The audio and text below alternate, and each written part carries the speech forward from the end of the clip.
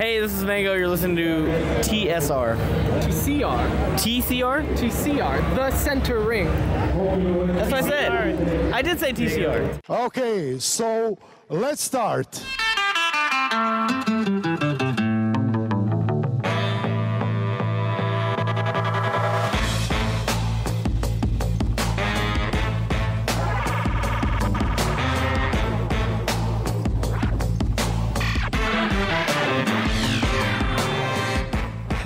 Hello, and welcome everyone to another edition of the Center Ring, aka TCR, aka your favorite esports podcast. Episode 59 coming at you live, pre-recorded from an undisclosed location. The date, May 6, 2017. The time, 5:55 and 55 seconds. That's oddly enough, like I legit just look. I don't know. Did you say TCR? TTR. TSR. TZR? I think I said TCR. We'll get to that in a moment. That voice you just heard, though, is none other than the angelic Anuj. How are you, man? Buddy. Good. How are you? Good. I'm ready to, it's another Saturday show. Schedule's a little wonky getting back from Dreamhack. The first Saturday show for me. Yeah. We used to always do these on like Saturday and Sunday, believe it or not. But then everything in esports happens on weekends, and we thought that doesn't make sense.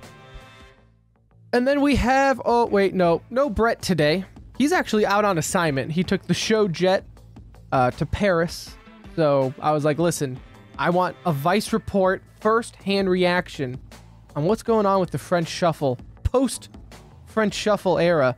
How is France taking Envious's decline?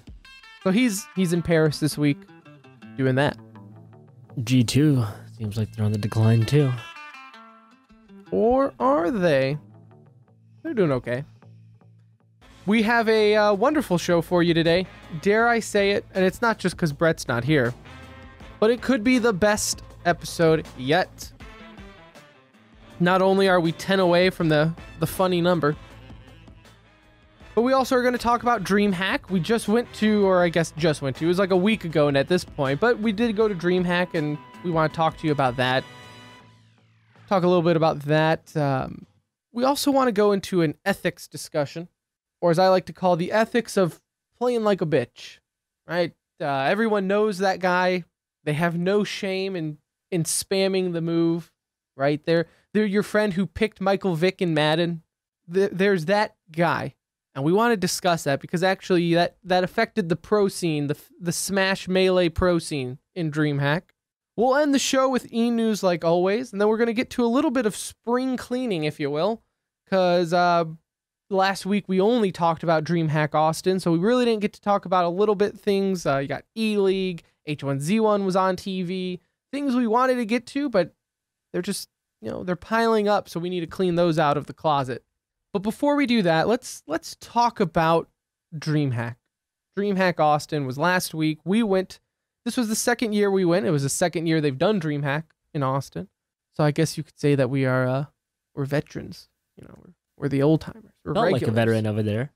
Felt like I knew you what really I was did. doing. Yeah, you really did. So last year we went and we went as spectators. We didn't bring our PCs.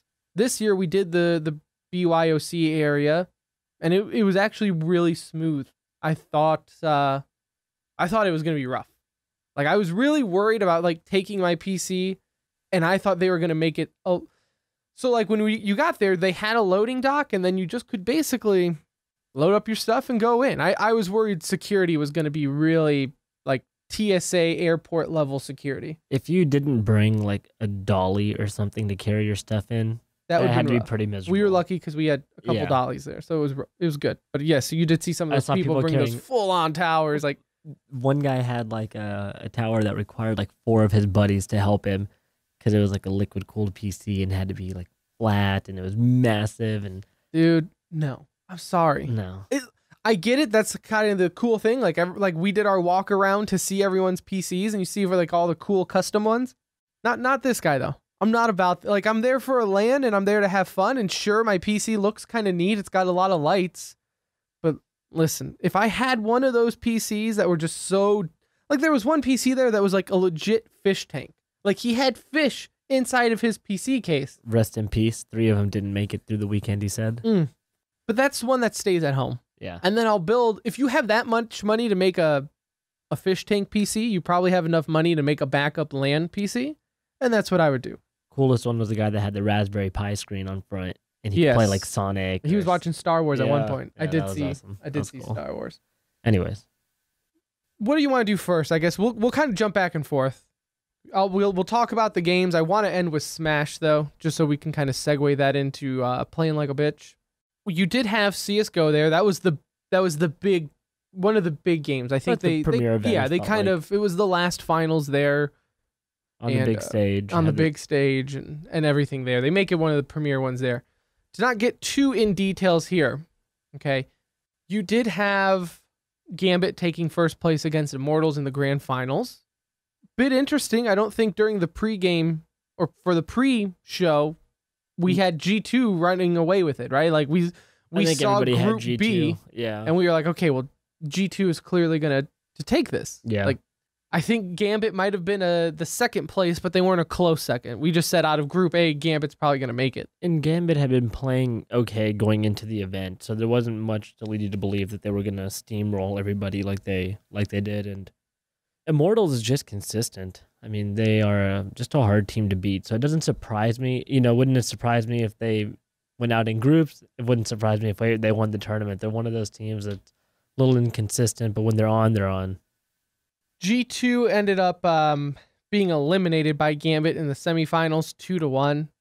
That's actually the only time Gambit lost in the tournament because they beat Immortals 2-0. As far as NA's performance in here, it's weird because you had Cloud9 and Liquid in Group B, both being eliminated. They didn't advance to the playoffs. No. But for whatever reason, Cloud9 went 1-2. But when you were there watching, it did not feel like they went 1-2. Like their records their results don't represent how well they really did play. Yeah. They defeated G2. That was their first, that was an insane game. They beat them in the best of one area. And then in the elimination game, they lost 2-1 after coming back on the second map. So they played well. They looked good. I mean, we knew that group was going to be hard going into it. You're going to have a good team fall out there either way. Liquid didn't perform as good as I thought they were hoping that they would, especially after a decent showing the week before. They really, didn't show up at all, it felt like, for the tournament. Some drama, though, that was happening with the CSGO headsets, I guess, if you want to call it that. So they were using the Astro, I think, A50 headsets is what the players were using, and then they had their headphones inside of them, right, like a normal tournament. But it wasn't like a closed sound booth. It was an open air booth or whatever, and that they were using the Astro A50s as like their soundproof headphone. Right. Normally they have like those big, almost looks like airplane runway headphones. Like an actual soundproof headphone on. These are not, they're advertised as soundproof, but they're not like, They're like your normal good gaming headset. Right. They're not you can like hear it a little bit, aerospace engineered soundproof like they do at these other tournaments. And I was even sitting there watching during the Cloud9 G2 game thinking, man, I don't own Astros, but I can't imagine that they are that good to quiet the crowd and everything else going on, because those speakers are bumping. The bass on those speakers are loud. Well, you have the fan noise. Each booth basically has its own little radio station. The commentators are getting piped in. The commentators, and then on top of that stage that drove us crazy for majority of the time while we were there too, and we'll get into that later. But there was just a lot of noise in there. And there were rumors, and now the guy in front of me was like, "Oh no, man! Have you ever had Astro products? They're so good, they don't hear anything." I'm like, bruh. Okay, sure. The event's sponsored by them. Yeah, right. Let's relax. Like, they didn't choose them because they're yeah. Let me tell you what. Have you ever seen them wear a pair of Astros before? Oh no, you didn't. No. So there was rumors though, and the players were saying like, no, we can. At times they can hear the commentators. Yeah. Like I forget what match it was, but one of the commentators was saying like, "Oh man, look up, look up, look up," and then all of a sudden Kenny S looked up. I think it was when they were playing Gambit in the semis, and it was either really weird timing or Kenny S heard him saying, "Oh, he's above him, look up." Yeah. And Kenny S sure enough looked up and shot him. from an event standpoint, there were so many technical delays in the CS tournament. It was kind of insane. I went there on 3 separate occasions to watch a match, and we were sitting there on a technical timeout, and half the time we would just turn around and just go back to the BYOC because it was like, okay, we've been waiting like 20 minutes now for a headphone issue or a networking issue. So it wasn't it wasn't the best run DreamHack event. I thought last year was probably a little bit smoother from at least a technical delay standpoint. And as far as schedule goes, and I know there are people, I'm going to say this, and I know people are going to be like, well, it's not anyone's fault really, right? It's the delays. Like whether it be technical or overtime, things pushing the start time back. And I know a lot of people say, well, they shouldn't even show a start time in esports because everyone knows it's a fluid start time. Like you see 5 o'clock, don't plan your day for a 5 o'clock start. Like it could be at 5 or it could be at 7. Easily. And so me, Brett, and our buddy Donut, we were the last 3 to leave the event. And our plans were, because the CS was supposed to start at 5. So the BYOC packed up at 6, which, by the way, you could not leave your stuff there. So that's just on DreamHack's part. I think that's really bad planning, that you have your premier grand final starting at 5. I have to pack up my stuff and leave at 6. It's like go pull up the car out of the garage, yeah, pack it up, go back to the garage. We're not going to do that. We're leaving at that point. So our plan was, let's go watch an hour of the grand finals and whatever. Because believe it or not, I've been to a handful of these events. Not once have I seen a CS final. Not once. I've never seen a CS team lift a trophy because these events always go so late compared to what they were supposed to start at. Well, and I'm not saying that I get overtime, right? I get that. I think in the grand finals, game 1 went into a triple overtime. I'm not arguing that.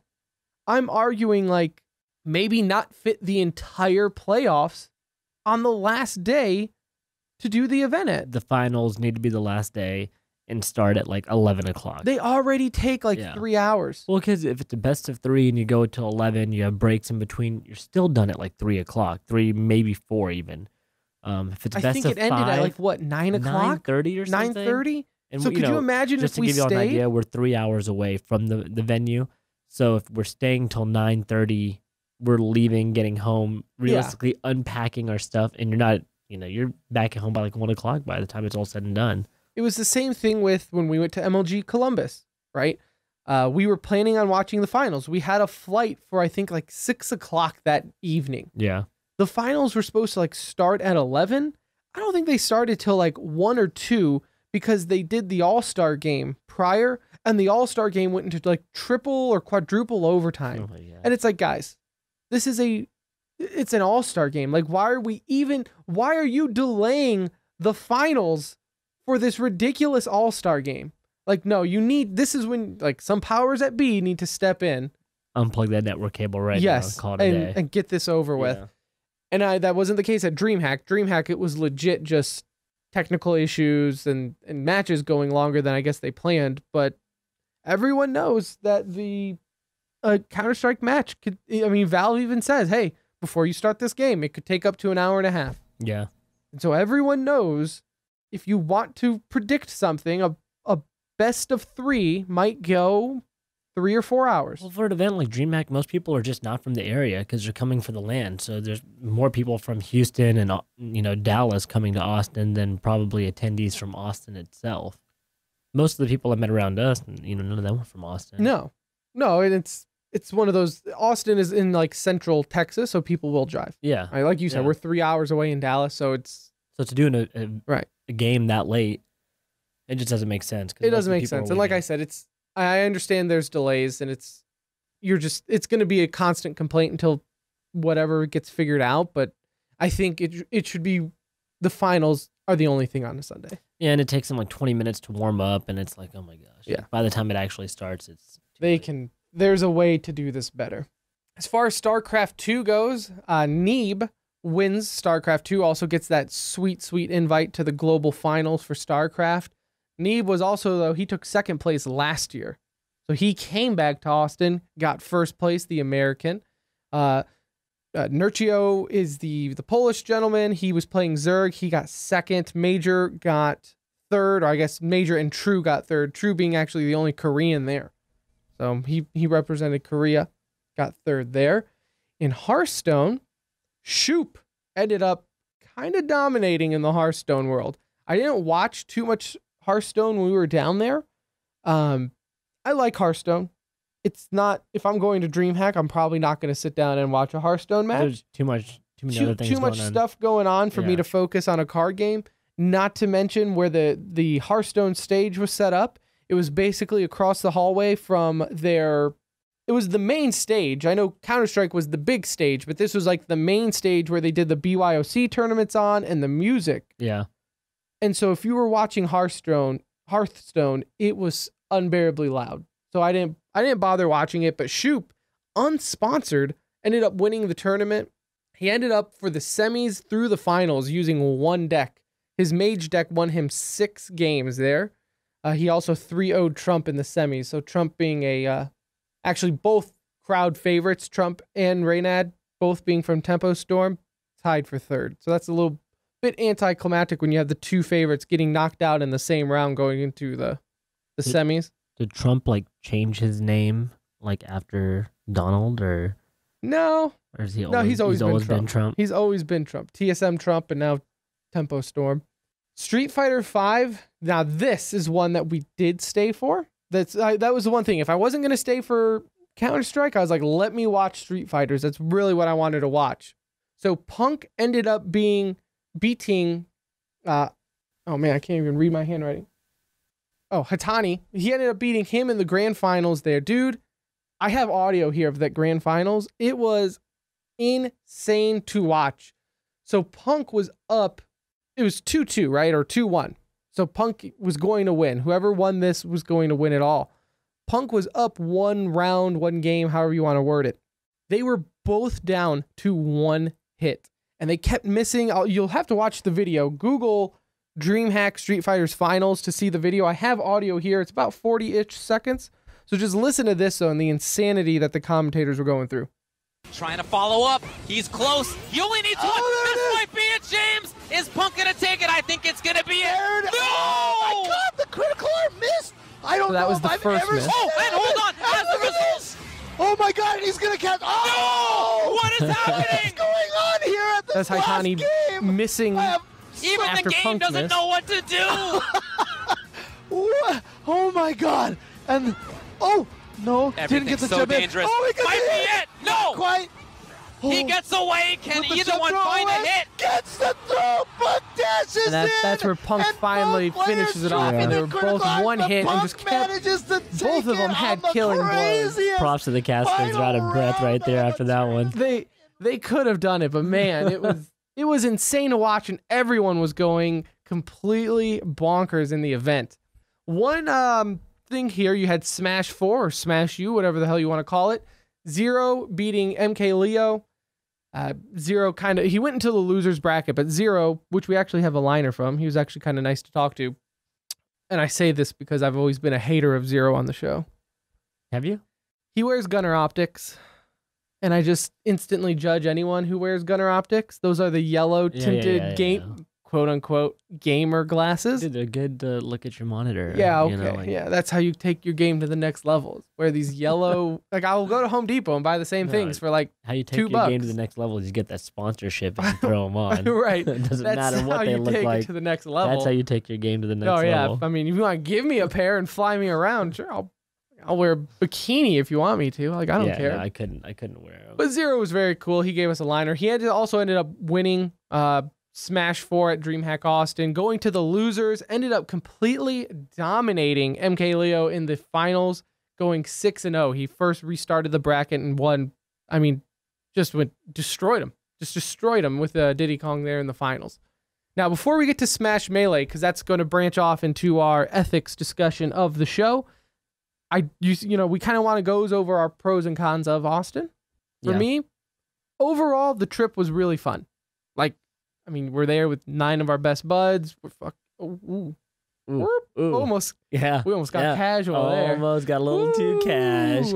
we were having fun. Had a good time. And it was great. We played Smash, we played Counter-Strike, anything. It's like what we wanted it to be from a gaming Right. standpoint, right? Yes, from a gaming standpoint, it was great.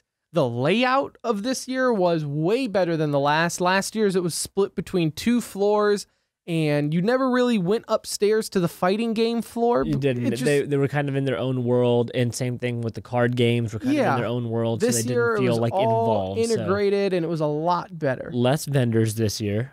So if you went to go get like free swag, Like us. yeah, Or like us, like me, where I purposely waited an entire year to buy a keyboard because I wanted to test out all of them at Dreamhack, and then none of them were there. that completely blew up in my face. Guys, I did get my chair. You did So get your I chair did get finally. my chair. That was a big deal. Me and Ronnie both got our chairs. I'm rocking a TSM chair, so that was exciting. But yeah, the layout was good. I mean, because you felt involved. You could see everything that was going on. Even like for us in the BYOC area, we were kind of in the mid range in the seats. 5-minute walk to Counter-Strike, if that. If even that. I mean, everything was really, really close to us, so that was nice. Now, that's a double-edged sword, though, because so this year, and we previewed it in our last episode, the music. And we were like, we'll enjoy the music. You know, it's good background music. How bad can it be? We even gave them the time to play a Yes. little, like, we put in little touches of each one. You got a little samples. sample. We were like, those will be cool to watch. You know, sure. I'm not a fan of any of it, but sure. Boy, were we wrong. Worst part of this whole event. So on Friday, and I know I actually had some listeners of the show like tweeting at me saying like, hey, I see people complaining about the music. Is it really that bad? To answer that, the tweets probably, you can't even imagine how on Friday night, the music started around 7 and went almost to 2 a.m. Yeah, I mean, right up till about 2. I think it was like at 1:40 or something like that. This music ended. It was so ungodly loud. Like It was the bass. The bass I don't was even like know. Like here, so high. I will try. Don't do this to them. I'm just so like when we're sitting here you're trying to play games.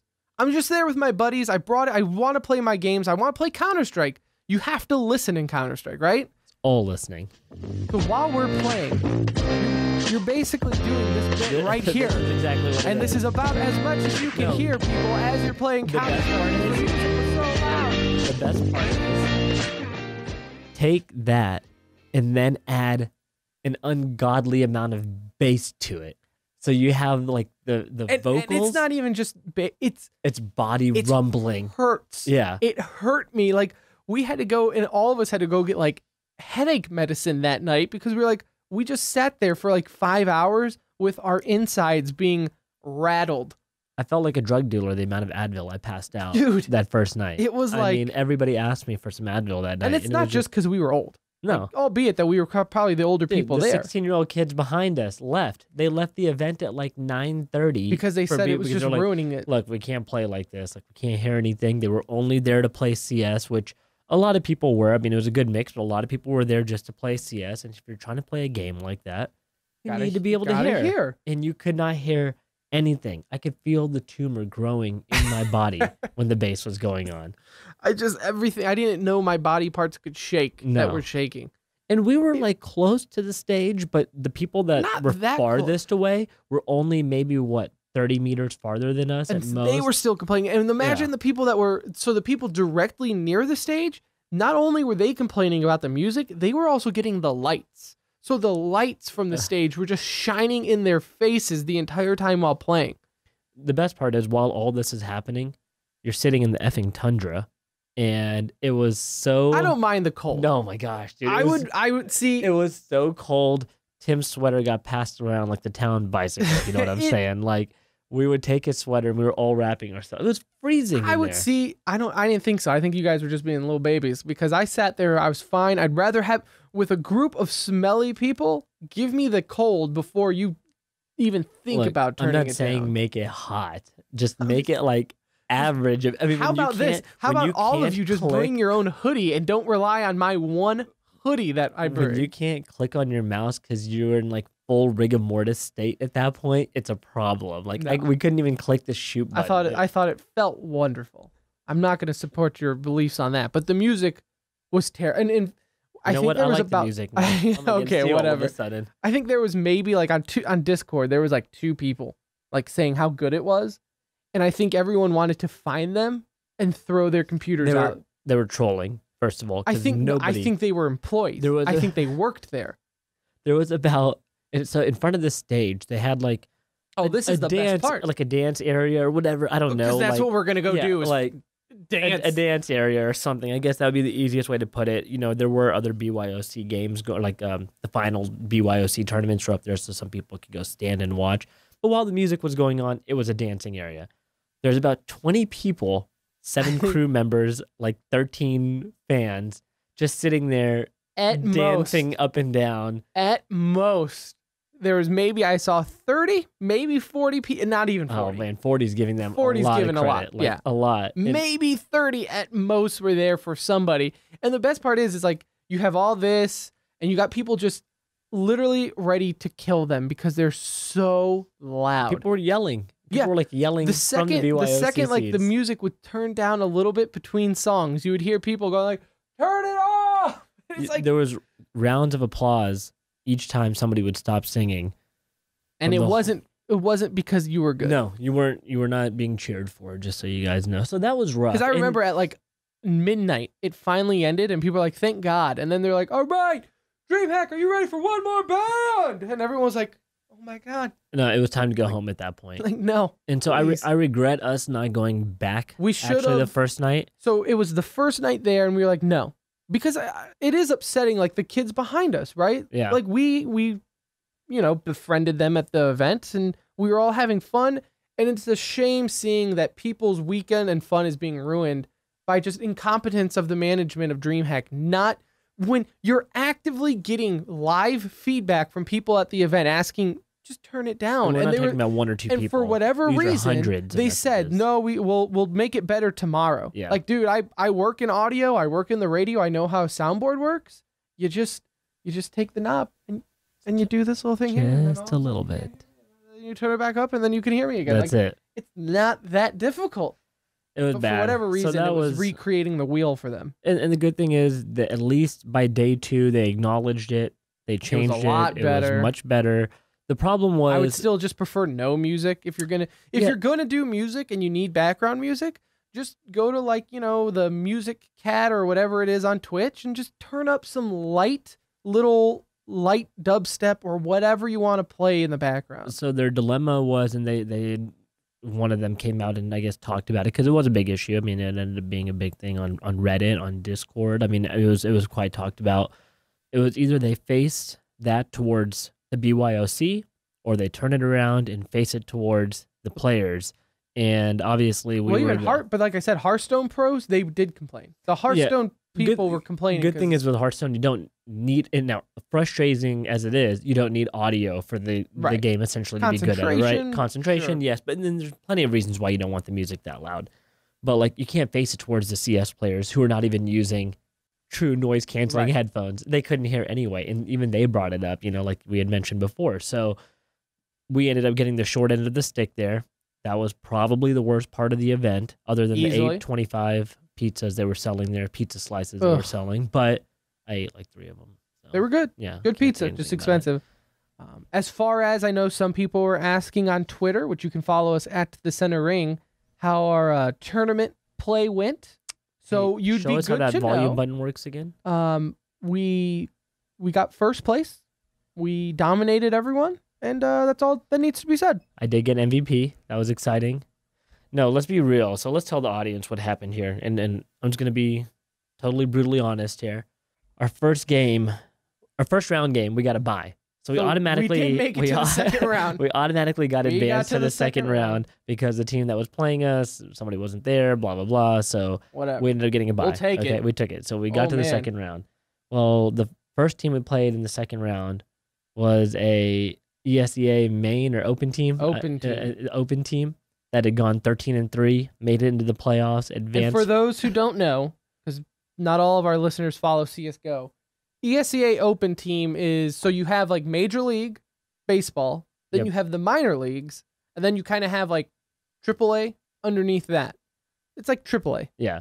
Very good players though, okay? Like Yes. this was a real team They were very coordinated. Yes, that was one thing. We were a group of 5 friends who maybe play together once every other week. We play like 10 games together. So when we're playing, we're not only playing CS because there's more than 5 of us a lot of the time. Yeah. So yeah, we go into this first game and we knew like Instantly. maybe first round, second round in, we're like, oh man, like these guys know what's up. We got 16. Obliterated. I think we got the bomb pretty down much. twice. Like we were in 8 one-on-one situations and couldn't close the deal. But they were very, very good. Props to them. I forgot their name. I think they got like third place. Yeah, they got like third out there. The winner was an all-Asian team, Asian Weebs, I think they were, is what their team name was. They played really well. They were, again, another like semi-pro team. We're trying to get Dude, in. it was rough. I was not having Second fun game, with that. a double elimination. Second game, we did quite better. I think it was 16-13. It was 16-13, and it's nuke.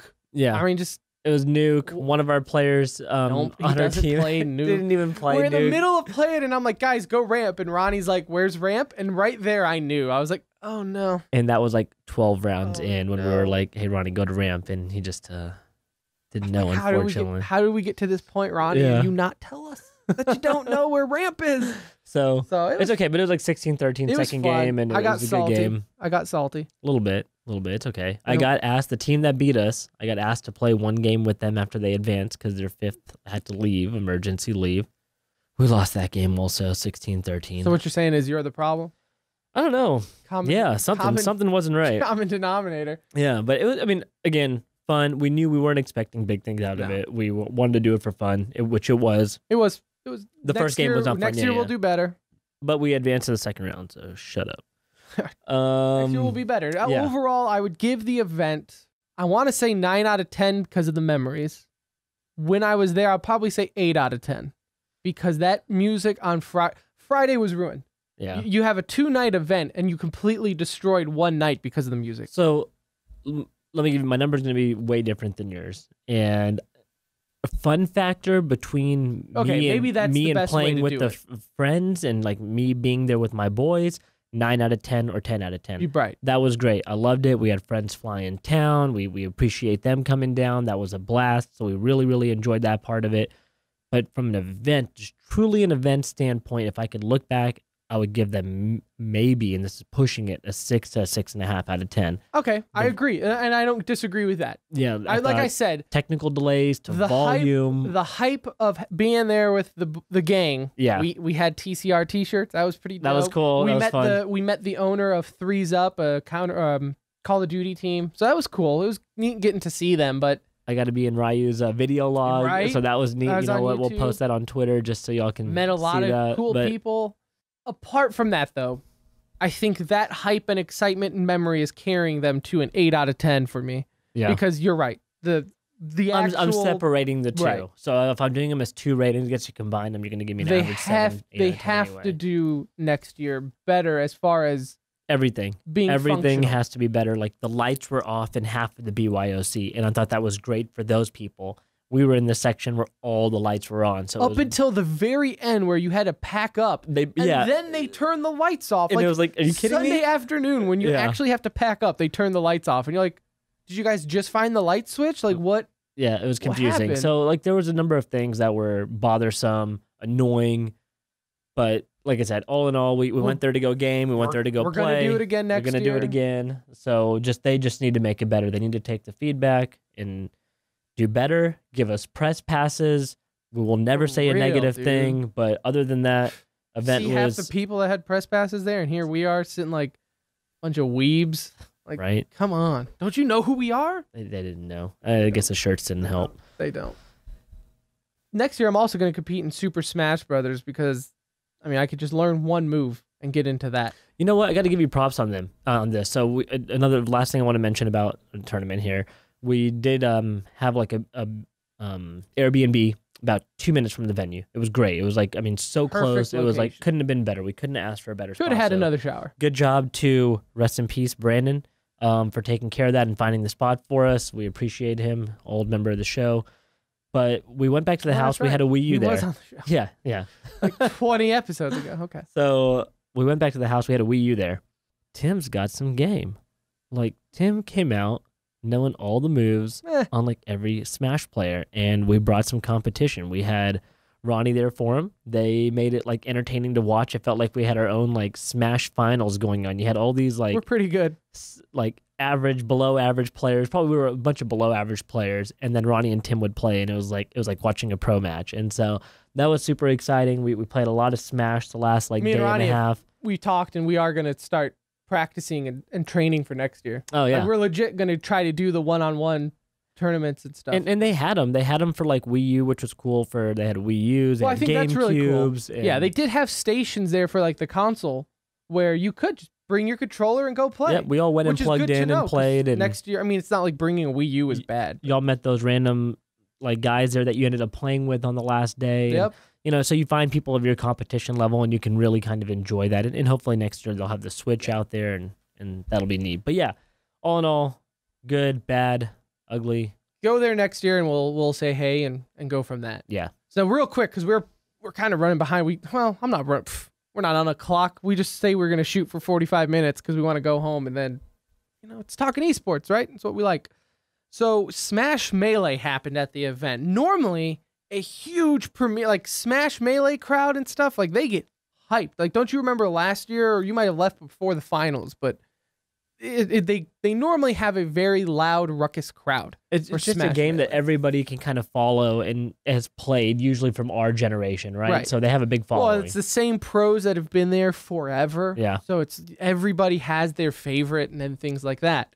So this year, okay, Mango gets 4th place. Very disappointing. It happens, whatever. I did get a picture with him though. He won doubles. So I watched him win doubles, which is very not worth anything because there's not even a prize pool for double. But still fun. It's there Yeah. just so the pros have Yeah. something to do on Friday. But Mango looked like he was having a good time. Dude, so that we'll let him guy- slide. he does not ever not have a beer in his hand. Yeah. That guy is always drinking. You know, As you can't could blame tell him. from our liner, he sounded quite well quenched. Mewtwo King got 3rd place. Chudat got 2nd, and Hungry Box got 1st. That's all fine and great. Where this issue lies, so they had the fighting games, Street Fighter and Smash, right next to each other. So we were sitting in the middle Sunday watching this, me, Brett, and Donut. We were watching both of them at the same time. Well, we were watching this Street Fighter match because not the finals. I think it was in like the losers finals, and people were getting hyped up in the crowd. So we were watching this because this was a very intense match. You would think that they were warming up in Super Smash Brothers because just nothing was going on. No one was cheering. So, okay, whatever. Then all of a sudden, out of nowhere, everyone starts getting up and leaving. And I'm like, whoa, like, Game just happened, or like, yeah, or like, what? are we coming back here, Yeah. or did I miss something? Are we having technical issues? What's going on? And some guy was like, no, that was the grand finals. It's over. HBox won. I was like, what? Like, come again? Like, did I just miss the grand finals for Smash? I'm literally sitting 40 feet from this giant projector. Like, how did I miss this? and Like, see no action. like, what happened? What am I missing here? And that's because I went back and I watched the replay of it, and was the most boring, dull finals. It's embarrassing for the Smash community, really. It's you have one of your premier tournaments. All of the top pros are there. Every pro really was there. Armada was there. He had to back out, for those wondering what happened to Armada, for a really weird reason. Armada backed out because he was having controller issues. Couldn't get him another controller. That's what I'm saying. Like, I guess maybe the pros are really particular about warming up with a controller or whatever. I'm like, all right, whatever, dude. Hungry Box that's gonna did be- what he had to do, that's- though, going into yeah. this. So what happened was Chudat. I'm not a fan of him. I don't think highly of Chudat. I don't know if maybe I'm in the minority there. I know on Twitter and stuff, people like him. After right? this finals, I'm going to have to be in the same boat as you. Like, here. I don't respect Ice Climber players in Melee, okay? If you're into Melee, please tweet the show, email the show, do something to give me a reason to respect Ice Climber players, because I don't. They do the wobble move, which for those who don't know, the wobble, if you just Google Smash wobble, you'll probably find that or something inappropriate. But it's basically the Ice Climbers will juggle grabbing you. So you can constantly grab someone until infinity and then just knock them off the mat. For those that don't know, you get 2 players when you're playing that character. Yeah, the Ice Climbers has like basically one controllable and one's a computer that follows you around, so you can juggle like that. It's the biggest cheese move out there, and I can't believe that the Smash community in Melee has gotten it to this point. I think the only reason it is because really only Chudat and Nintendude are the 2 pros that play as them. It's not like it's a widespread thing. Yeah. But the fact that Chudat is getting to the grand finals doing this, I think it hurts the scene a lot because it's not entertaining to watch. It's, as a fan, I'm going to watch good games. You're not watching anything when you're watching a guy juggle somebody and then pop him into the air. You have top pros like Mango or Mewtwo King or Hbox losing to someone who is not doing any type of skill or technique. It's literally, in today's terms, that would be patched. So now people are probably asking like, hey, so how did Hungrybox win this if he was using the Ice Climbers? So Hungrybox's strategy to combat this was to run out the clock. Yep. Like, hey, I'm Jigglypuff. I can float. He took an early lead. So what happened is Chudat was up 2-0 overall in the finals. He only had to win one more game, and he won Dreamhack Austin. Yeah. So at that point, Hbox basically went into safe mode and decided, okay, as soon as I get the lead, or as soon as I felt like, okay, I'm probably not going to win this, I can't risk it, he's just going to run away. He's going to get enough to where he can be considered a winner and run out the clock. So he did that for 2 games. It ended up being tied 2-2, winner takes all. He didn't even mess around at that point. Nope. He killed him, I think, once or twice. For like 4 minutes, it was jumping around, huffing and puffing around, just getting out of the way. And is it a bitch move? Yes. On Hungrybox's part? It's no way. No, by definition, running out the clock is not a cool move to do in a grand finals. Well, only in this situation, though. Yeah. Right. And this is where I want to get into the discussion of ethics in esports and in general. You can really just do gaming in general if you want. Yeah. But I want to talk about ethics and things like that. Because like I said, I don't respect them at all. Do I respect a player that uses the Ice Climbers and will do something like the wobble and constantly grab them and grab them and grab them like that? You're welcome on the show at any point, Chudat, just to discuss this. Exactly. Well, I would love if you can prove us to otherwise. Speak with a Ice Climber player of his caliber and be like, look, dude, like I know you're getting to 2nd place and you are a quote unquote top pro. But where are your balls? But where are your balls in this case? When you're seeing all of these other pros, like you see all these matches and all these epic finals, and then here's you, where it's just kind of like not. You don't have to be a pro to do that. That's the worst part about it. Like anybody could really essentially get in. YouTube right now, how to do the wobble as Ice Climbers. And if you cheese it long enough, you might make it all the way to the finals. You figure it out and you're great. Yeah. And that's basically what he's done, is you've seen him slowly kind of work his way up. Yeah. I'm sure his knowledge of the game is top notch, but when you're getting there doing that. And like we've kind of already discussed, like Hbox, for example, normally that would be a very frowned upon move. He's done it before. Hbox already doesn't have the best reputation in Smash. Like he's kind of always been the villain, and people have just now recently in the last couple of years starting to be like, hey, it's Hbox. You know, like he won Evo. That was a big emotional thing for him. So everyone kind of started liking him. And then this turns around. And oddly enough, I heard a lot of people calling him out. Like saying, okay, well, Hbox did a bitch move. He flew away. He ran out the clock. Yeah. But to me, I had no issue with you got to fight fire with fire. Yeah. I mean, that's the old counter to that move, right? What are you supposed to do? If you get in range of him and he grabs you, why risk it? So just so you know, when they're grabbing you, you have no way of getting out. No. There's no way to get out of this move. Screws up. Yeah, he has to mess it up. So you as a player can't do anything skill-based wise to get out of that move. He gets you up to 120, tosses you in there, it's game over at that point. So to combat it, you got to jump around, stay out of range, take the lead, and hey, he did what he had to do. He won. I normally am very against these kind of cheesy moves in any game, right? It's using the auto sniper in Counter-Strike. To me is another one where you're like, okay, well, that's not really like no kill with an auto sniper is really going to make me be like, damn, that was a nice shot. The difference to me in those two situations is what he was doing in Melee. They're not going to patch because, like you had mentioned to me earlier, it's an older game. They don't patch it, right? Internet. With CS, that is a tactical part of the game. It's just frowned upon to use it because it's considered more of a noob weapon to be able to use.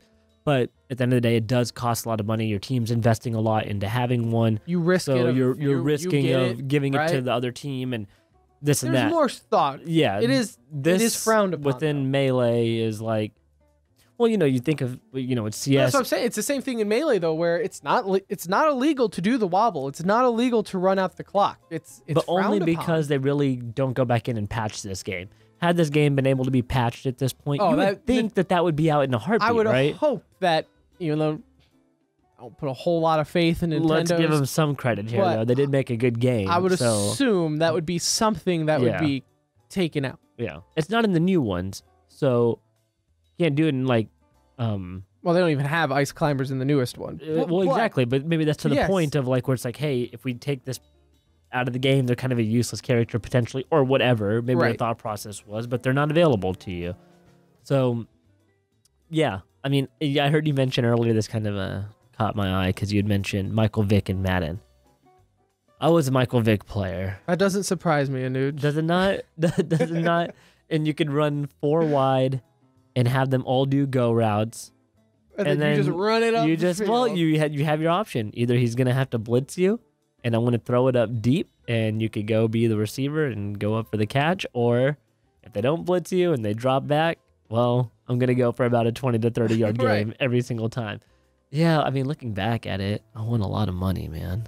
I don't feel too bad. And I'm sure that's what Chudat says. Those are probably the exact words that Chudat said after Dreamhack was like, well, I did win $2,500. Yeah, 2,000. Yeah, he's like, whatever he got. I might have played like a bitch, but I'm $2,000 richer. So yeah, in college it wasn't the most well respected thing, but I had a lot of friends that kind of did the same thing, so we never hated on each other. But yeah, from the outside perspective, if I'd play people that didn't play a lot, they didn't stand a chance if you're doing something like that. No. Like I said, I would love to interview a Smash Pro and get a professional's opinion of like, because you could even see on HBox's faces after the match, he kind of stood up and did like the whole the whole shrug, like, hey, what he said without saying anything is, what else did you want me to do? Right. Like, what was I supposed to do? You left me no choice but to do this. How about strategy. You beat me 2 games in a row by grabbing me. Like, I would love to. Maybe I'll do this one time. Is go back, and I would love to go back and watch all of Chudat matches at Dreamhack Austin and see, and I could probably just do it for the finals, how many of the kills were as a direct result of the wobble combo. Yeah. But the fact that he's going for it, even if... Oh, well, yeah. I mean, that's all he's going for. HBox doesn't know what his intentions are. The fact that he's that player, he's notorious for doing it before. Again, I can't blame HBox for using the tactic he had to use. I think you got to fight fire with fire. Had he done that in any other situation, any other character that he's playing against... Had he been playing Mango, and Mango was legit just trying to get him, then it would be a different story. Totally different. So, yeah, like you said, he fought fire with fire. He won. I'm happy he won. He deserved that victory, in my opinion, and so we, just a cheesy move. It's just a dirty. It's just dirty feeling. What it is. It's kind of, you got to pull the HBox and just kind of shrug and be like, I mean, what do you want from me? That being said, there were pros out there. One funny tweet from Tempo S2J saying that he was Mayweathered, kind of. Given a defensive. Right. Yeah. Which I feel like that's maybe a bash against HBox, but hey, whatever. And then you had Mango tweets saying, sorry you guys have to watch that Garbo. I only still play this game to prevent it. On the other side, get effed Jason and Chew, Jason being Mewtwo King. Cheesy Fs. Good job, Juan. HBox, the king of out-laming the lamers, LMAO. So he was not, like, Mango He was not feeling it. No, like, he was just not happy with that. He was throwing the punches and everything there, which is why I would have to imagine if you ask Mango, like, hey, why should I respect Ice Climbers players? He'd probably shoot back and be like, you don't. You don't respect him. I mean, he just flat out said, I don't respect you for what you're doing. So, yeah. I don't feel like it should be part of the game. There should be some type of maybe mutual discussion between there should be a top gentleman's pro players agreement or something. Yeah. You see that in other games again. At this point, I feel like it's maybe too late, right? You had the game's kind of irrelevant now, but Mortal Kombat X, they've kind of the developers of that game have kind of destroyed it because of they did way too many balancing and everything there. It just wasn't that great of a game. But in that game, they introduced the alien character. Yep. Dude, that was another one where Sonic Fox would win every tournament with him. And he was just the cheesiest player. He would spit acid on the ground, and you couldn't do anything to combat it because then he would jump up, hit you, and it's like, okay, so what do I do? I'm either going to get hit in the face or I got to dodge it and jump in the pool of acid you just spit. And any alien character, I think anybody in that game would tell you the same thing. Like, nah, F alien players, dude. Like, it's the least skill type of player. What's just crazy here is that Smash has been around for how long now? Right. Like, it's too late now for them to change it, I think. Well, it's never too late to make a gentleman's agreement on it because you're not going to want to see more finals like this. And what will end up happening is maybe not the players coming to that decision, but the organizers. You think the organizers want to see a final like that ultimately? First. So I think because here's my thing in esports as a competitor in general, but especially in the FGC, those guys will never admit that they can't find a way to beat someone. Yeah. I mean, look at HBox in general. Like, he's the only Jigglypuff player out there, and it's because he's learned how to win with her. Yeah. So they have a lot of pride in the sense of like, no, I can beat anyone with my guy. Right? So they'll never admit it that they can't find a way. He found a way. Well, he found a way, right? It's just, but it's not from an organizer standpoint. It's not what you want to see in a match, you know. And that's what I totally think. kills it. I think you're right. I think it's going to be Dreamhack or any of these guys. Look at like, ESL and all these guys for for CS or even for Dota tournaments when there's major changes made within the game and there's an upcoming tournament around the corner. Revolver. Yeah, they'll turn around and say, "Hey." I mean, you can't buy it for, like, it's physically in the game still. But don't buy it. But they'll say, hey, you cannot buy it. Imagine if Valve never fixed the R8 revolver and they kept it the way it was when it first came in. Like, it would have ruined the game. Because I remember for like a hot, maybe 2 nights in the ESL Pro League, you could do it. Yeah. And it was like every pro would get it. And it was one-shot madness. It was ridiculous. A running up, and it was fun for a couple of days. Yeah, it's fun for a little bit, but until you realize, like, oh my God, this is... I remember jumping into matchmaking games, and that's literally all you... Like, we'd be like, guys, all right, we got like $14,000. Let's buy up. And you just see people fully buy out, and then they would get the R8. They wouldn't even buy an AK, because it's like, why? No need. Why? I have a one-shot pistol. And now you see that with, like, the Negev people were worried about early on. Now you've come to realize it's not as good, but still, like, when games make changes, organizers have the ability to say, no, not, this is not happening in our tournament. We're not going to see a whole tournament go to waste because we're going to have 10 players running around with an R8, so that's what I think will end up happening. Hopefully here, if you see this to become a trend, we don't see this in that many of the Smash tournaments. No, literally this was a big deal because it was the perfect storm. Yeah. It was Chudat in the grand finals and HBox saying, well, I'm just not going to play your game and I'm just going to fly around and win. You had 2 people participate in a game style that you would never want to see happen in the finals. One leading the other to do it, obviously, but yeah, something like that is what can eventually... It was the domino effect. It was the perfect storm, whatever you want to call it.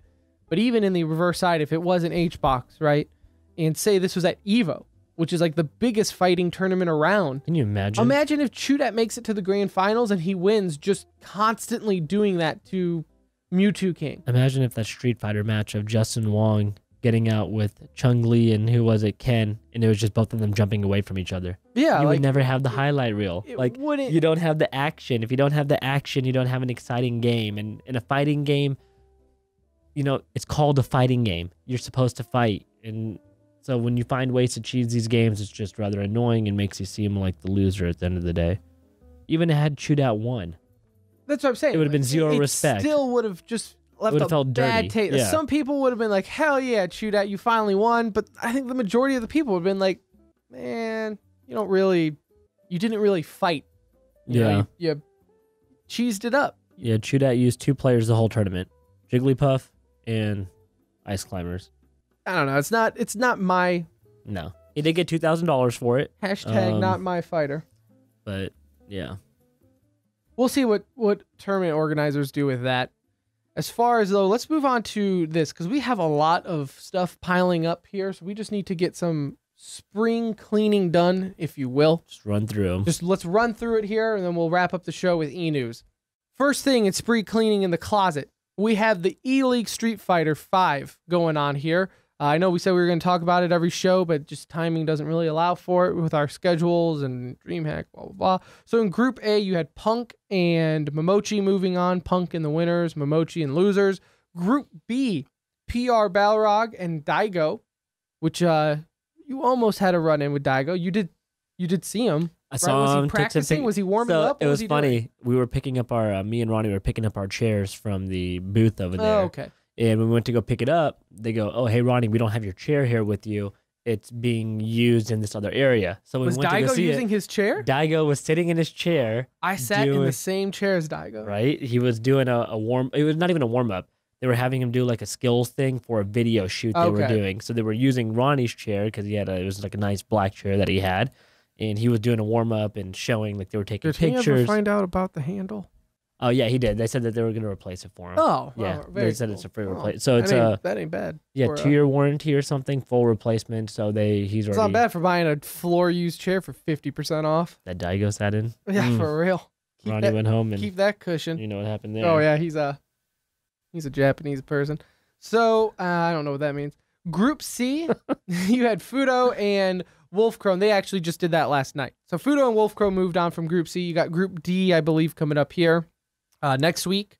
In CSGO, you know, one thing we haven't talked much about at all this year were the pro leagues in CSGO. Last seasons, we kind of did like a weekly kind of recap, but just so much going on right now. It's so just, many tournaments. It's unbelievable. Well, this weekend in the pre-show, we were like, hey, have you watched any of the tournament? And I was like, which one? Yeah. You have IEM. Yeah, You got Sydney's going on. Sydney IEM going on. Dreamhack going Dreamhack on. Masters going on. It's just like, dude, like, no, I haven't watched a tournament.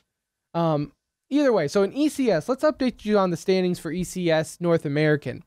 Oddly enough, this makes no sense to me, but keep in mind, ECS has been all over the map on who's played how many games. Yeah. CLG is in first place. Temporarily. Yes. Again, this Placeholder. grain of salt with the ECS because it's still early on in the season. Optic Gaming is in third. Optic Gaming is in second. SK is in third. Grain of salt. I'm pretty sure SK has played like 2 games or something like that compared to CLG, who's played like 8. 6 or 8. Yeah. Yeah, like it's like I said, their schedules have been very uneven. Well, SK has been in a lot of tournaments, so You're saying CLG has a lot more time on the weekend. got a little bit more time to play some matches. They can get a couple knocked out. Matches. As far as the big dogs, Team Liquid is 6th, Cloud9 is 7th. Again, they've played very little games. So I was Immortals 8. Mortals is 8th, Luminosity 10th. I mean, it's just Too early to ECS is tell. all over the place for Yeah. their NA ladder. Too early to tell anything right now. As far as EU goes, this looks normal. still a little bit all over the place, but it looks normal. You have Astralis being first, FaZe being second, G2 is third, Mouse Sports fourth, Envious fifth. More normal there. One thing that is just we've come to expect in online leagues, Virtus Pro, last place. Oh, They geez. are 10th. Keep an eye out on Mouse. That's one of the more interesting teams. That probably something we'll get into in the next couple Yeah, of they picked weeks up here. ropes. It's been incredible You know, the I was- run they've been on I was watching them yesterday, this morning. this morning, and they were dominated. And I thought, that's a team that I'm impressed with the way they, like, Nico left, and they kept right on going. And dare I say it, they've improved. Kind of kept pace. No, they've actually like done better post Nico, and that's not because like Nico was a bad player at all. Obviously, Nico's taken pace to whole new heights that they would have never obtained before. But Ropes fitting in, it's become more of a team dynamic, I feel, and not so much, hey, let's focus on Nico. Plus, Oscar has now stepped into the opping role. Chris J has gone into the rifle role. It's worked out tremendously for them, and they have been on one heck of a run. So something to just keep an eye out with Mouse there. Been very impressed with Mouse. Now, moving on to the ESL Pro League, which is wrapping up, I believe, this week. I think they only have a couple more weeks left because that finals is Dallas, June which 3rd. we will be at. So if you're going to the Dallas ESL finals, that should be I'm interested to see how that works out. It's a little easier when it's one game event. Like at the major, it was very easy to go to because it's only Counter-Strike and you're there for the sole purpose of watching.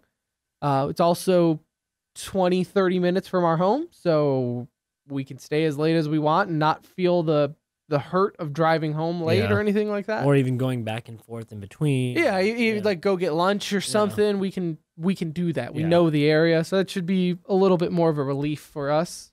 But in EU for the ESL Pro League, that looks a little, like I said, these are a little bit more played out. Everyone is at just about 22 matches.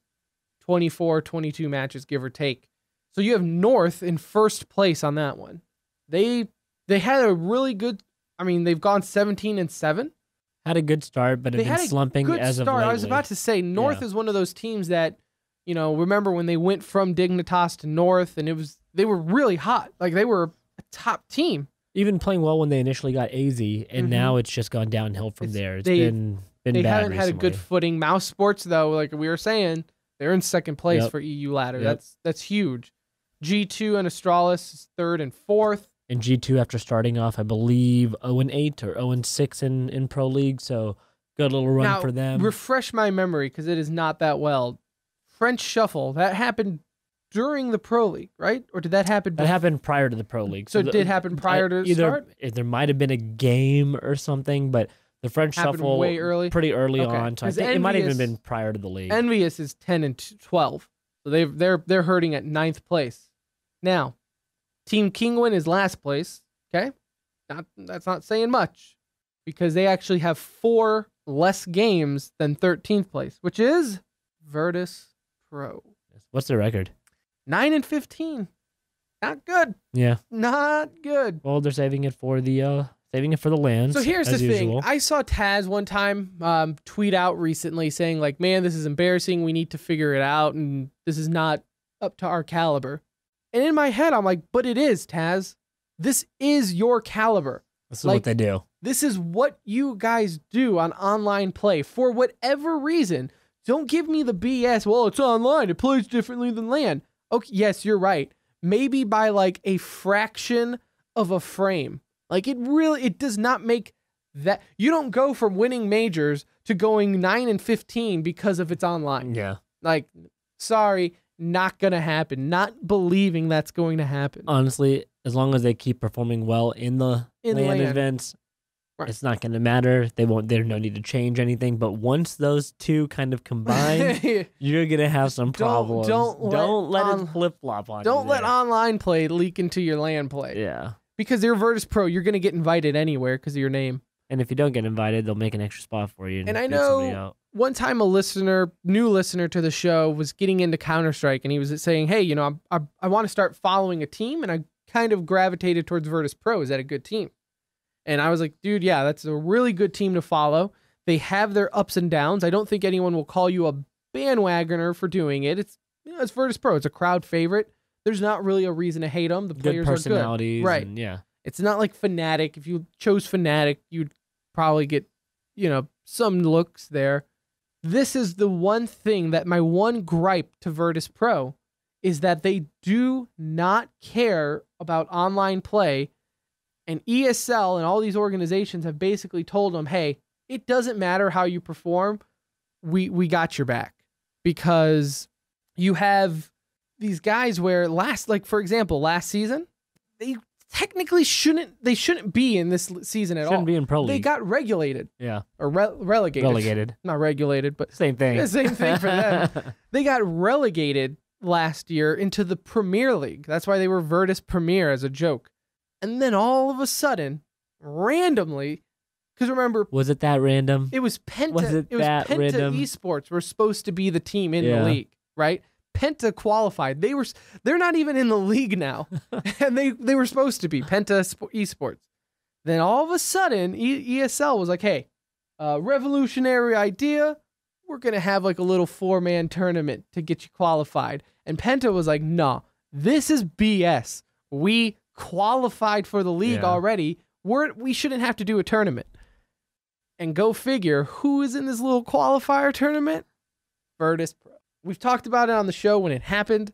It's BS. Yeah. It was A complete. made-up rule to It was give them another completely opportunity. made up rule because they knew they had to have Virtus Pro in the Pro League to make it more legit. And Virtus Pro, I think very unprofessional of them, said that they weren't even going to play in the Premier League. Yeah. It's like, listen, you're either going to put us in the Pro League or we're not going to do it. Yeah. Well, listen, Virtus Pro, here you are yet again in the same situation in 2 leagues. Yeah. One of them is not going to keep giving you a pass to the Pro League every year if you're not going to take it serious. It's going to have to happen. One of these leagues have to break eventually. Have to hold strong. Yeah, be like, no, dude, these are the rules. A lot of money involved having them in there. So I mean, I see both sides of it. But yeah, it's an unfair. It's kind of one of the issues of esports. A lot of this stuff is still done under the table or in a corrupt fashion. There's no rules. Yeah. NA looks about right, though. You have the Brazilian teams, SK and Immortals up top at 1 and 2. Cloud9 being 3rd, Liquid being 4th. That's about what you would expect there. One weird thing, but I guess they've been going through growing pains. Optic Gaming is down to 7th, where Misfits and NRG is 5th and 6th. They're above them. How many qualify for Dallas? That is a good question. I tried looking this up the other day. It's not the easiest to find, Anuj. You know esports. Yeah. If you want to just find this out, let me see here. Oh, that's it right Let's there. see. True Legends, blah, blah, blah. It looks like North. So 12 teams. Yep. North, SK, and Europe. 12 teams qualify, yes. So far, it looks like the 3 teams that are in for sure is Mouse, SK, and North. Okay. Those are the 3 teams officially in. Like I said, it's wrapping up. Let me see here. While Tim's looking this up, for those of you that don't know, Pro League coming back to Dallas is a pretty big deal because this has kind of been one of the most historical places, similar to how we see like ESL Cologne and all that, as far as... Yeah, this is the last week for Pro League. Yeah. So we'll know by the end of this week, we'll know who we're going to see. So it all coming back to Dallas is a really cool thing because you've had some of the most biggest CS moments, I would say, or esports moments have taken place in Dallas. So for them to return here is pretty cool, and thankfully it's ESL again. So I think that'll be great. Hopefully we do it right, man. Yeah, it'll be fun. It's at the Verizon Theater. There's not a whole lot to do out there except for the horse racing track and like a AAA baseball team, but there's really not a whole lot. It's a weird spot for them to pick when you have so much things like right in downtown. Well, I don't know where the players. They are always used to do it at the Renaissance here off of 35. The nice, like the cool. The Renaissance. The MLG used to do it at the Hilton Anatole. Yeah. Last time, which are right across the street from each other. Yeah. And it's like right in next to downtown, so it's so nice. They had it. MLG did it in the Fort Worth Convention Center the last time they were here. So it's weird. I mean, the Verizon Center that it's at, it's nice. The Verizon Probably just Theater, a good deal. It's nice. Whatever. Yeah. It's going to work well because it's a concert hall or a theater. Yeah. So you do have a stage with all the seats looking at that stage. Yep. They don't have to set anything up. It's literally there. It's all set up for them. So it's going to be comfortable. It's not going to be... There just won't be a lot to do. Right, like for example, like Dreamhack Austin. Dude, there's Austin. You're a block away from 6th Street. You're a block away from everything. The store, if you're into like history, except for fast food. Oh my! Or a drugstore or anything else that doesn't cost you half of your monthly budget for food. It's like, man, I just want something cheap. Okay, here's a $13 taco. There you go. Which we didn't even get to, by the way. But I don't we don't have enough time for me to get into my taco debate. We'll save it for the salt mine. It took me 45 minutes to get one taco, man. That restaurant was trash. I also went on prom night, it looked like, over there. Dude, no, it was like a wedding party. Those ladies, man. Their mothers would be ashamed of them, but not bad. Not bad. So yeah, the ESL Pro League is wrapping up this week. It looks like last matches are going to be on Thursday with North America.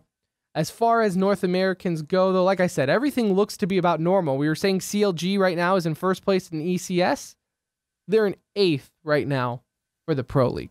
So you're going to get the top 6 teams going. So if things stay put right now, you're going to have Cloud9, Liquid, NRG, and this actually would be really cool to see in person is Misfits. That would be really cool to see them qualify. It's a shame, though, because I believe that same weekend there is some Australian Asian tournament going on again. It was the same thing that happened last year because Renegades have already said if they qualify, they're not going to go because of this Asian tournament. Okay, let's be real. They would be the only ones not to go to ESL No, I Pro know. League. I know, but it's just, again, scheduling conflict. Same thing. Same like issue, yeah. Because, the Detroit Renegades have to go to that Australian tournament because that's how just leave them somewhere. That's not what we talked about last time. Was it Renegades? I don't remember that being though for CS. Was it? Yeah, it's for CS. Maybe it wasn't Renegades. I forgot the team. I don't know, man. That was like 2 weeks ago. You think I remember that type of stuff? Did we have a show last week? No, we did not. Right. Did Dreamhack. Then last thing here, real quick, and then we'll get on to E-News and we'll be out of here. One last thing for spring cleaning. We didn't talk about this 2 weeks ago, and I really wanted to. H1Z1 was on TV. They did the CW special. We talked about it a couple weeks ago, saying to watch it. Man, I'm sorry if you watched it, because it was terrible. Did you watch any of it? Didn't you turn it on for 5 minutes, you said? I checked it for a brief second, and I was like, yeah, I'm going to go play PUBG instead. Dude, it was terrible. So the CW did it. They've done it before with Mortal Kombat. I thought that was an awful production. This was just equally as bad in the sense of they had Gold Glove and some other dude commentating it. They were terrible. They're not play-by-play guys. They're Twitch boys, they got their fanboys behind them. That's why they did it. It was pre-recorded. So every kill, and I get they do it because of A, the time, but B, they want to show kills. That's not what esports wants, right? No one hey, man, I just really want to see all the action. So let's pre-record this football game and then just cut Throw up the touchdowns only. See the touchdown. Yeah. No, that's not. You basically watched an hour-long highlight reel of an H1Z1 game. It was terrible. It's unfortunate timing for them because everyone's time. The game is becoming more and more irrelevant. Well, and every I feel day now too. This was their chance, right? It was the first major survival esports tournament. That's how they marketed it. Yeah. Dude, it's 2017. You don't have to show this pre-recorded on a delay. No. You could have shown this any other way. You could have just done it on Twitch or the games are not even that long anyway. They're not. Though. It's maybe 30 minutes. Yeah. So the fact that you were able to stretch this into an hour-long show, it's dumb. Did you watch the charity stream? So PUBG did a charity stream, and I did watch that. I enjoyed it. And I enjoyed that even for all the bugs and glitches. And they openly said, hey, look, this is not meant to be competitive esports right now. We're doing this for charity. And more so, we're doing it as a test to see how this would work. And hey, I thought the viewing was fun on it. Awesome. It was the overhead view of the map and the way they showed people moving. And how you can just click on them and it gets there. I thought that was really well done. Yeah. And it did, it was all streamers. Yeah. Which is kind of cool because, you see the people you watch all the time. It was what it needed to be for this kind of an event. Yes. Yeah. It was really cool. I had rooting interest. I really wanted to see Lyric win. Yep. I really wanted to see my streamers win. And it did at times, have you on the edge of your seat because you're this was really cool. And the way they did it is that they did 3 matches, and then they had points pending on where you were, and kills got you certain points, I think. Something like that. But the point is, it wasn't one match and it was winner take all, which they had an EU match, they had an NA match. Yeah, and it was 3 matches and points eaten up. that's how they And again, did it. I didn't even watch it for the competitive aspect. No, like I but it really was- didn't. but it was a fun. lot of fun. That like again, the overhead view and being able to see the people navigate and see how close people were, kind of at all times. And you think of yourself if you're playing the game, it's like man, like this is like a cool way to watch it. A little different than watching No, a typical stream. I 100% agree because after the H1Z1, I was dug in saying survival games should not be in esports. This is why it sucks. And then PUBG. First off, I hate the question of, is this an esport? Because I hate the term esports. It just sounds childish to me. Yeah. It's a stupid thing to be like, oh, this is an esport. I mean, why? Because you're playing competitively. There's a winner. Like, I don't, what is an esport? Like, explain to me what an esport is. Like, it's the dumbest thing out there, right?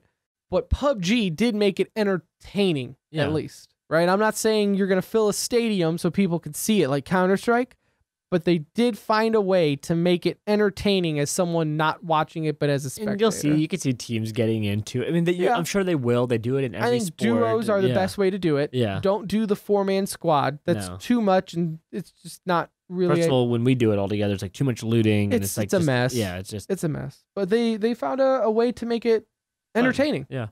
Let's get into some e-news here. All right, we're just gonna shoot through these because really, the spring cleaning kind of handled most of the things we wanted to get to. So e-news here, just stories and headlines of things that we didn't get a chance to get to. In CSGO, E-League announced, I think just today. Yep. I've been up for so long, it's just one big blur. E-League announced that CSGO is making a return starting September 1st for the CSGO premiere. No details have been released just yet, though. We don't know if it's going to be a season. We don't know if it's going to be a tournament or what it's going to be. I don't know. Major. Yeah, it could be another. Well, we don't know. We discussed how they do the majors, right? We do know that our buddy Alchemist, though, friend of the show, he's been on here. Well, we need to have Alchemist on at one point in time. He is going to be producing it again. So he was the producer of season 1 and 2. Oh, fantastic. Yep. So he's going to be producing this upcoming one, but even he said, Fallen tweeted at him saying, hey, what's the deets? And he was like, I don't even.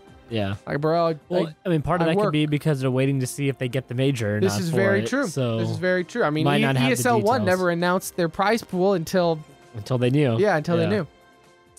The free Brax movement is started up again. Hashtag free Brax is making its way. Anuj is wearing his I Buy Power t-shirt in an unironic way. I guess we're here again. Look, it came up again. For those of you that don't know, Brax played in the CS Summit as a substitute for Ska and Cloud9. To reset that, because there are some people who don't know. There was once upon a time in CSGO a team called I Buy Power. They got busted for throwing matches for skins. Throwing a match. A match. Well, a match. They got busted for throwing one match. One match against We Netcode don't know game. what happened prior. It was, if they've done it multiple times, that was the obvious one, if anything. Yes, this is the one they decided to get caught on. They got caught because of gambling money. They figured out where the money was going, followed the money. It led back to text messages, blah, blah, so blah. So 4 players. Skadoodle on Cloud9 was actually a part of it, but he was not punished for whatever reason. He didn't take the money, so I guess the skins. Therefore, he's completely clean, I guess. Sure. It's a ridiculous. Look, maybe we'll discuss it on the anniversary of it all happening one day. But that's the short background. Is players got banned for fixing matches, or a match. Now most of y'all know Brax as the Cloud9 streamer, so that's kind of his background. Is coming from Brax, also known as Swag. Oh, Swag. Yes, he was Swag in I Buy Power. His more mature name. So yeah, Swag, aka Brax. Brax, really aka worried about Swag. mature sounding names. And has now been he substituted in for Ska at the CS Summit. It drew a lot of attention. He was one of the top 3 players in the event. So now the movement has started happening again. People are marching in the streets. They're picketing outside of the White House. It's been crazy. Still, nothing has changed. People are like, listen, Trump, this is what we want.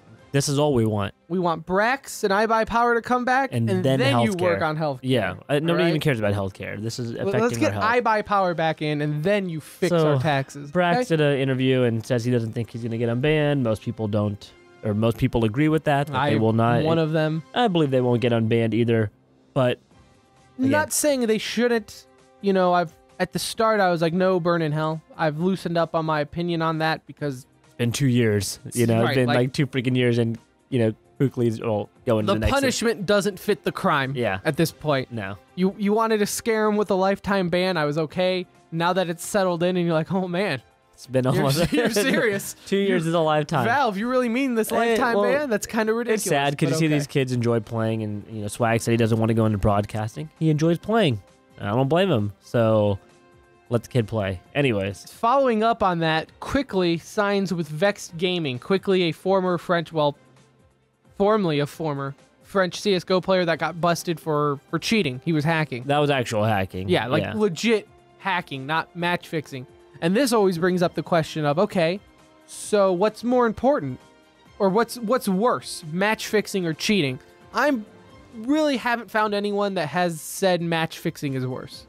Like cheating is like. I think everyone agrees hacking is the big no-no. Like if you play any games and you've encountered a hacker in it, worst feeling ever. So yeah. So however reason, the Vexed Gaming management has come to the decision of let's sign Quickly. That's also a wishy-washy thing. He says that he's only hacked before in like pickup games. I don't believe that for There's a videos out second. there. Go watch them. There's Like, multiple matches. He You can said see he's that it was never obvious. he's never hacked in a pro match before. I don't believe that in a Again, second. lies. I don't think you're a pro gamer and you just happen to cheat in matchmaking. The match that they detected it on, or I guess they found it on, was the one where he got that jumping headshot going up into A site on Dust 2. I think that was against VP, and he did the jumping headshot with the USP, and that became known as the play that he made, and now it turns out it was all BS. Anyways, he's joined this team, and this team, being the smart organization Vex that they are, decides to pick up a player of this kind of controversial background and not consult their teammates. Not one text message or anything. message to them. These guys find out like the rest of the world finds out things, whether it be the news, Reddit, blah, blah, blah. They announce it.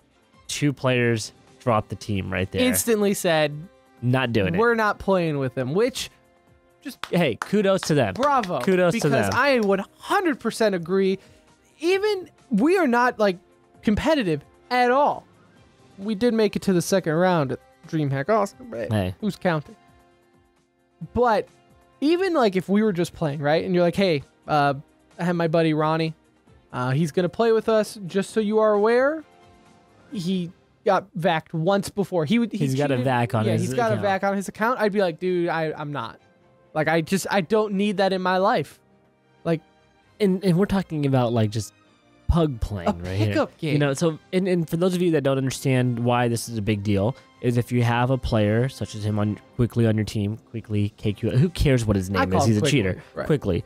If you have Quickly on your team, you can now not play in Valve sponsored events. So Vex Gaming is a tier Basically 1, tier 2 accepting- team. They're like up there. They're, you know, they're not in pro league, but they're on the cusp, and they're one of the better teams, you know, growing teams. So you add a player like they were growing.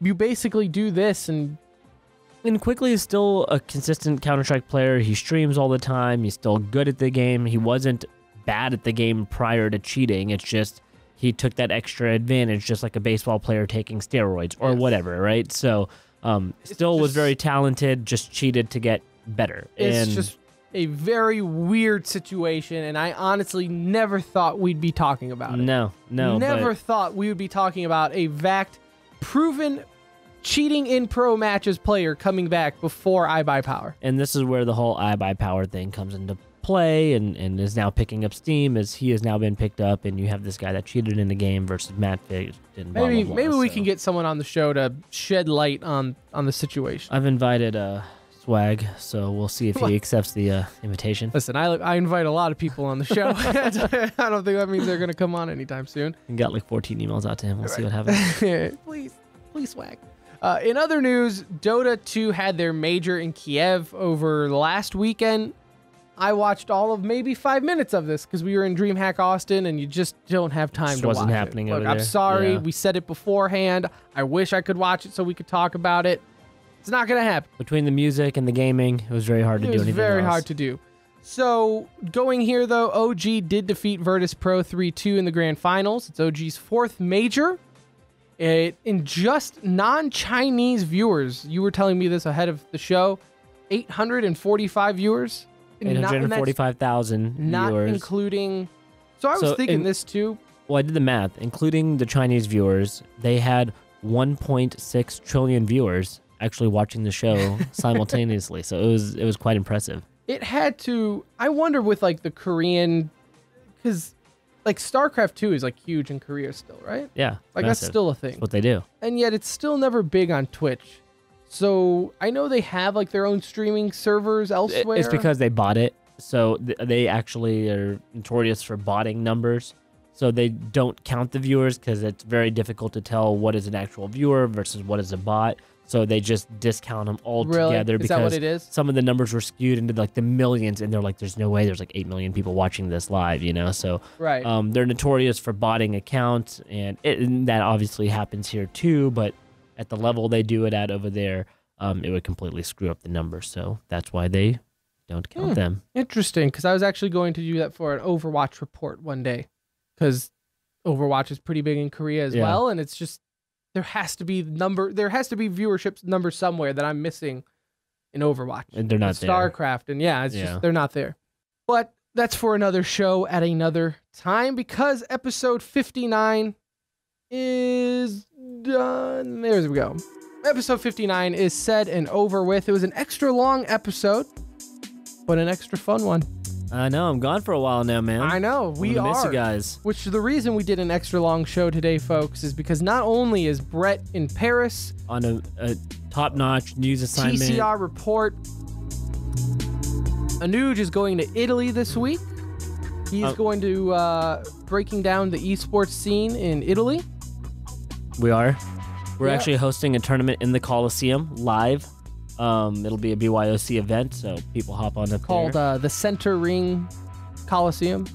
The Center Coliseum. The Center Coliseum. So yeah, I'll be gone for 2 weeks, so that's want to miss you guys, you know? So that being said, I will literally be the only one here. So we're not going to do a show next week because, well, let's face it, no one wants to just hear me for probably 10 minutes without anyone. Couldn't have said it better yourself, buddy. Right, just with me being the only one here. So we're taking next week off because everyone else is out of town and I'm sit here working.